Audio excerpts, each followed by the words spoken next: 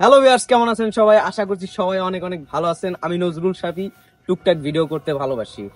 আজকে আমরা যাচ্ছি অ্যাপেল স্টোরে। অ্যাপেল কার না ভালো লাগে? সবারই ভালো লাগে, কিন্তু কয়জনে কিনতে পারে? আমার বন্ধু শরীফের অনেক টাকা থাকার কারণে আজকে আমরা আইফোন কিনতে যাইতে আছি। আমরা আজকে দুইটা আইফোন কিনবো, একটা তার জন্য এবং আর একটা তার কানোজোর জন্য।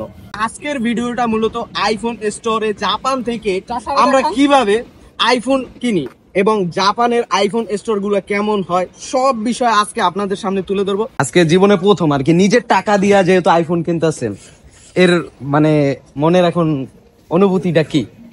মানে অনুভূতি তো নিজের টাকা দিয়ে স্বপ্ন পূরণ করা, এটা তো আসলে অন্যরকম ফিলিং। যদিও বাকিটা এখনো যদি হাতে পাওয়ার পরে বোঝা যাবে, আরো ভালো লাগবে। বাংলাদেশে কয়টা ছেলে আছে যে নিজের টাকা দিয়ে আইফোন কিনবে, তাও 16 Pro Max বা 16 বলেন যেটাই। এটা আমাদের স্টেশন, জুসু স্টেশন। আমরা এখন জুসু স্টেশন থেকে ওসাকা উমেদার উদ্দেশ্যে।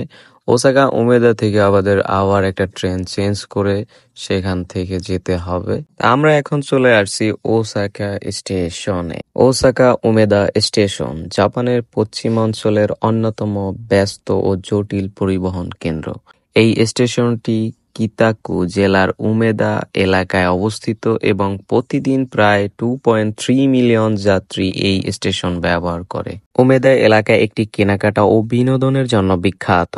এখানে রয়েছে জনপ্রিয় শপিং সেন্টার, যেখান থেকে আপনি আপনার পছন্দের মতো কেনাকাটা করতে পারেন। উমেদা স্টেশনের আশেপাশে এলাকা ওসাকা একটি গুরুত্বপূর্ণ কেন্দ্র, যেখানে আপনি পরিবহন, কেনাকাটা, খাবার এবং সংস্কৃতির অভিজ্ঞতা উপভোগ করতে পারেন। আপনার ওসাকা ভ্রমণের উমেদা স্টেশন একটি অবশ্যই দেখার স্থান।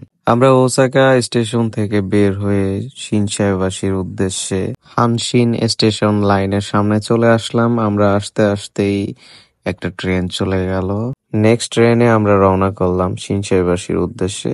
এখান থেকে মোটামুটি 10 মিনিটের মতো সময় লাগে। শিনসাইবাসি স্টেশন থেকে বের হয়ে 5 থেকে 7 মিনিটের মতো সময় লাগে পায়ে হেঁটে আমাদের অ্যাপেল স্টোরের কাছে পৌঁছানোর জন্য।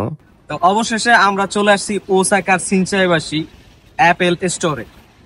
আমার পিছনে দেখতেছেন, এটা হচ্ছে গিয়ে সিনচাইবাসি, ওসাকার মধ্যে সব থেকে বড় এবং বিখ্যাত অ্যাপেল স্টোর, যেখান থেকে আমরা সহ এবং ওসাকার যত মানুষের সবাই এখান থেকে মোবাইল কেনে অ্যাপেল। তো এখন আমরা অ্যাপেল স্টোরের ভিতরে ঢুকবো, চলুন।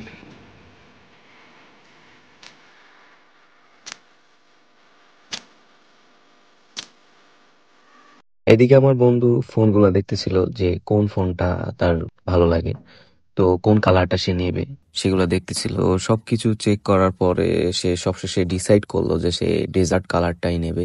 কারণ আইফোন 16 Pro Max এর যদি আপনি যাচাই করেন, সবশেষে দেখবেন যে আপনাকে ডেজার্ট কালারটাই আপনার কাছে ভালো লাগবে। বাট এক একজনের চয়েস এক এক রকম। তো আমার বন্ধু এখন সে সবশেষে পছন্দ করলো যে সে ডেজার্ট কালারটাই নেবে, কারণ কি সবার হাতেই ডেজার্ট কালারটা আছে, তো তারও খুবই পছন্দের কালার। এখন আমরা কথা বলতেছিলাম যে আমরা কিভাবে এটা বাই করব। তো এখানে দুইটা প্রসেসিং রয়েছে, একটা অনলাইন প্রসেসিং আর একটা হলো গিয়ে অফলাইন প্রসেসিং। তো আমরা অফলাইনেই বাই করব এটাকে। ওইদিকে কেনাকাটার প্রসেসিং চলতেছিল আর আমি একটু ঘুরে ঘুরে আইফোন গুলাকে দেখতেছিলাম যে কোনটা কেমন, কোন মডেলটা ভালো। তো সবশেষে এখানে আসার পরে দেখলাম যে অনেক ভিড়, সবাই আইফোন কেনার জন্য আসছে, অনেকে এক্সচেঞ্জ করতেছে। ম্যাকবুক সেক্টরে আসার পরে আমার মনটা একটু খারাপ হয়ে গেল, কারণ আমার একটা ম্যাকবুক খুবই দরকার, কিন্তু আপাতত টাকা থাকার না কারণে আমি একটা ম্যাকবুক নিতে পারছি না। আমার এখন একটা শখ, সেটা হলো গিয়া অ্যাপেলের যে ম্যাকবুক আছে, এটা নিউ যেটা আসছে, এটা আর কি নেওয়ার। তো ইনশাল্লাহ কিছুদিনের মধ্যে আর কি আমি নিব। তো আমার কাছে 15 ইঞ্চি ডিসপ্লে যেটা, এটাই বেস্ট মনে হচ্ছে। তো এটা একটু ছোট আর ডিসপ্লে এটা, বাট 15 ইঞ্চি যেটা, এটা মারাত্মক। এদিকে আসার পরে দেখলাম আমার বন্ধুর হাতে অনেকগুলা টাকা। সে টাকা গুনতেছিল এবং ভাবতেছিল যে আহারে, এতগুলা টাকা এখন আমি দিয়ে দিব। কিন্তু তারও ইচ্ছা যে একটা আইফোন নিবে। এখন আইফোন কিনতে তো ভাই টাকা লাগবেই। তো সবশেষে আমরা টাকাগুলা দিয়ে দিলাম এবং তাদের কাছ থেকে আইফোনটাকে নিয়ে নিলাম। ভাই কেমন অনুভূতি কোন? অবশ্যই নতুন ফোন কিনলে তো নতুন রকম লাগে, যাই ফোন হয় তাহলে তো আর কোনো কথাই নেই। হ্যাঁ। আর আমাদের প্রতিটা ছেলেরই দুইটা স্বপ্ন থাকে, একটা বাইক থাকবে, একটা আইফোন থাকবে।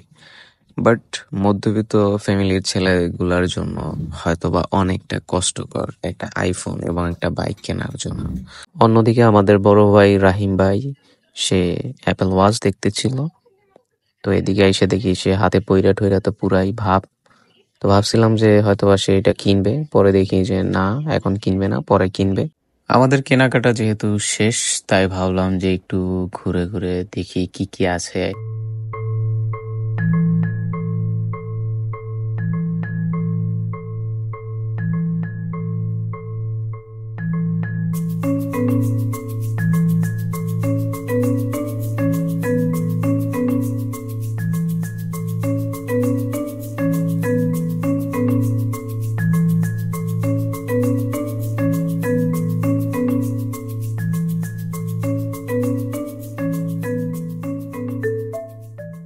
আমাদের সময়টা এখন ছিল সন্ধ্যা 6টার দিকে। বাইরে বের হয়ে দেখি কত সুন্দর ঝাড়বাতি দিয়ে রাস্তাগুলোকে সাজিয়ে রেখেছে। আসলে জানি না এখন কি উৎসব বা কি অনুষ্ঠান চলতেছে। আমার মনে হয় যতটুকু যে আমাদের জাপানে যে ওসাকা এক্সপো চলতেছে, সেই বিষয়টাকেই লক্ষ্য করে এরকম ঝাড়বাতিগুলো সাজানো হয়েছে। দেখতে ওই এনিমি কার্টুনের দুনিয়ার মতোই লাগছে। সত্যিই একটা স্বপ্নের দুনিয়া মনে হচ্ছে। আর এরকম সুন্দর একটা পরিবেশে এমন একটা সময় আমি পার করব তা কখনো কল্পনা করি নাই। যাই হোক, সব মিলিয়ে আলহামদুলিল্লাহ, আজকের এই জাপানে প্রায় একটা বছর শেষ হয়ে গেল। যারা ঘুরতে পছন্দ করেন তাদেরকে বলবো অবশ্যই ওসাকার এই শিনচাইবাসী আসবেন। এবং এখানে মূলত পর্যটক এলাকা। এখানে আমি আসার পরে দেখলাম হাজার হাজার পর্যটক যারা এখানে প্রতিনিয়ত ঘুরে বেড়াচ্ছে। এখানের দর্শনীয় জায়গা হাজার হাজার রয়েছে, যে সম্পর্কে হয়তো বা অতটা আইডিয়া আমার নাই। কিন্তু যে এখানে আসার পরে একটা জিনিস রিয়ালাইজ করলাম যে জাপান আসলে সত্যি অনেক সুন্দর, দেখার অনেক কিছু আছে। যদি আপনি ঘুরতে পছন্দ করেন তাহলে অবশ্যই আসবেন। ভাই এই পরিবেশে আমাদের কিছু যদি পিকচার না নিই তাহলে তো হইবই না। দেখেন অবস্থা, ওয়া অসাধারণ অসাধারণ ভিউ, মারাত্মক। তারপরে আমরা এক এক করে কিছু পিকচার তুললাম। তো এত সুন্দর জায়গায় আসার পরে যদি আমরা পিকচার না তুলি তাহলে কি হয় বলেন। এদিকে বন্ধুর পক্ষ থেকে নতুন ফোন কেনার উপলক্ষে ট্রিট ছিল, তো এটা তো আর মিস করা যায় না।